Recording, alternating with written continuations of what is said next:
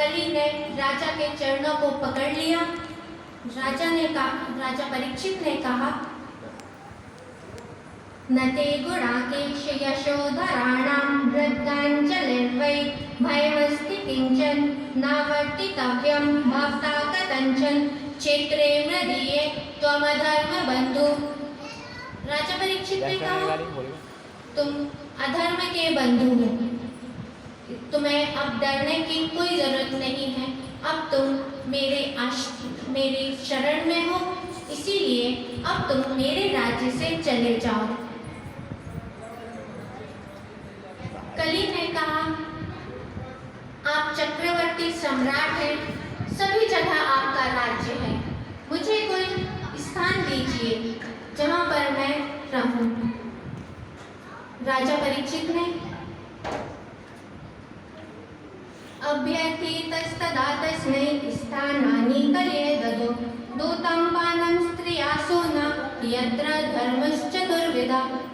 राजा परीक्षित ने कली को रहने के लिए 4 स्थान दिए, जहाँ पर जुआ खेला जाता है, जहाँ पर शराब पी जाती है मदिरालय में, वैश्यालय में, और चौथा स्थान दिया जहाँ पर जीवों की हिंसा होती है।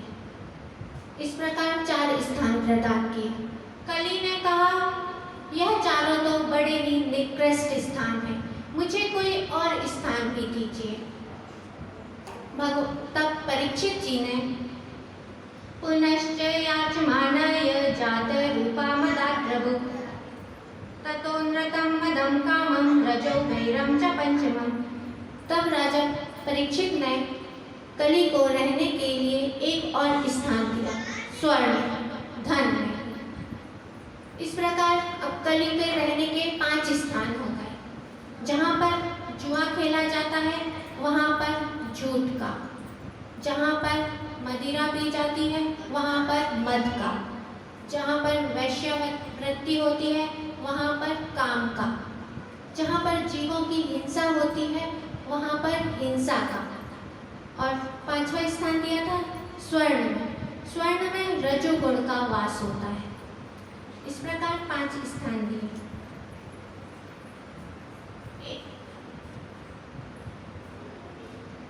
ननु दृष्टि कलिं सम्राट सारंग इव सारभुक् कुशलन्यासु सिद्ध्यन्ति नेतराणि कृतानि। राजा परीक्षित भ्रमर के समान सारग्राही थे। उन्हें कलयुग से कोई द्वेष नहीं था, क्योंकि उन्हें पता था कि कली में एक विशिष्ट गुण है। इस कलियुग में अपन मन से जो भी संकल्प करते हैं पुण्य का, तो वह बिना कुछ किए ही संकल्प मात्र से पुण्य फलित हो जाता है, किंतु पाप कर्म जब तक शरीर से ना किया जाए तब तक वह फलित नहीं होता है। इस प्रकार कली में एक यह विशिष्ट गुण है, इसीलिए राजा परीक्षित ने कली का वध नहीं किया। एक दिन राजा परीक्षित एकदा धनुरुद्यम्य विचरन् प्रज्ञावने। एक दिन राजा परीक्षित स्वर्ण आभूषण धारण करके, स्वर्ण का मुकुट पहनकर शिकार खेलने के लिए जंगल में गए।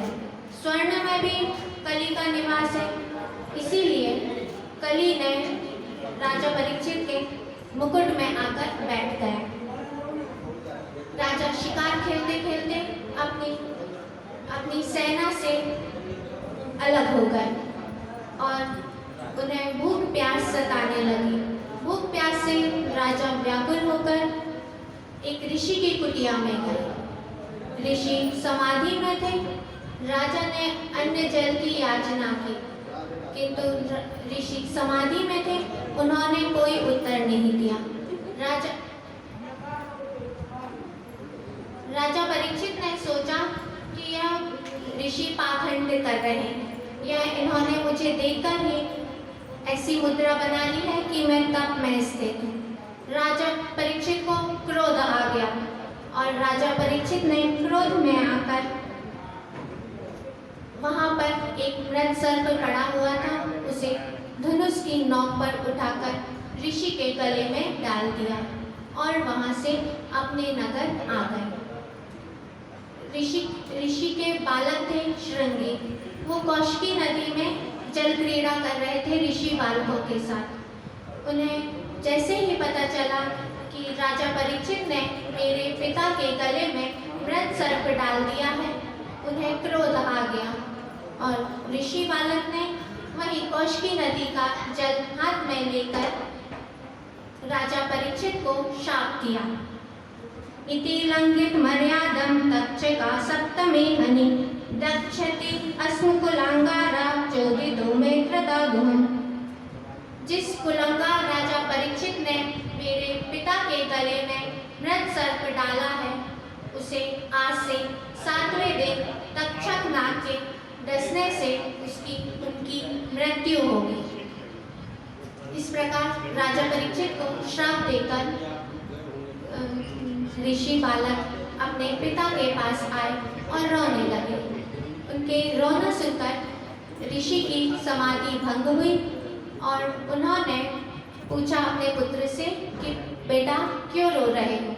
उन्होंने बताया कि राजा परीक्षित ने आपके गले में मृत सर्प डाला, इसलिए मैंने उन्हें शाप दे दिया कि आज से 7वें दिन तक्षक नाग के डसने से उनकी मृत्यु होगी।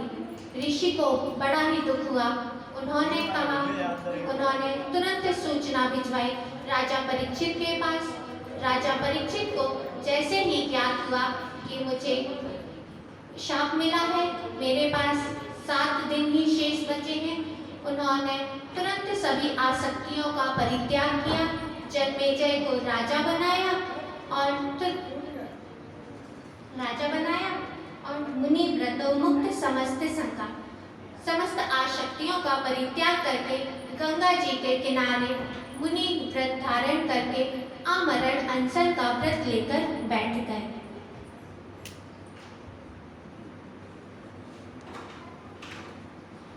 जैसे ही सभी ऋषियों को ज्ञात हुआ, राजा परीक्षित आमरण अनशन का व्रत लेकर गंगा जी के किनारे बैठे हुए हैं।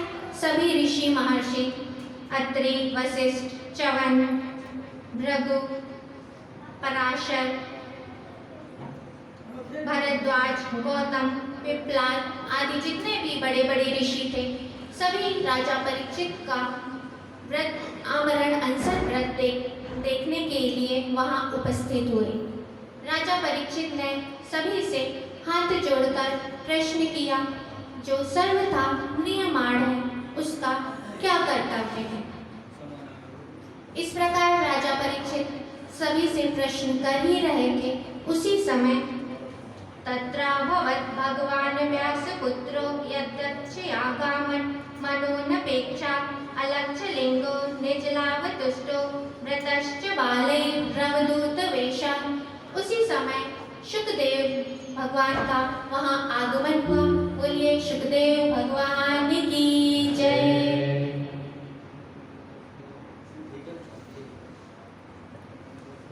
बोलिए भक्तवत्सल भगवान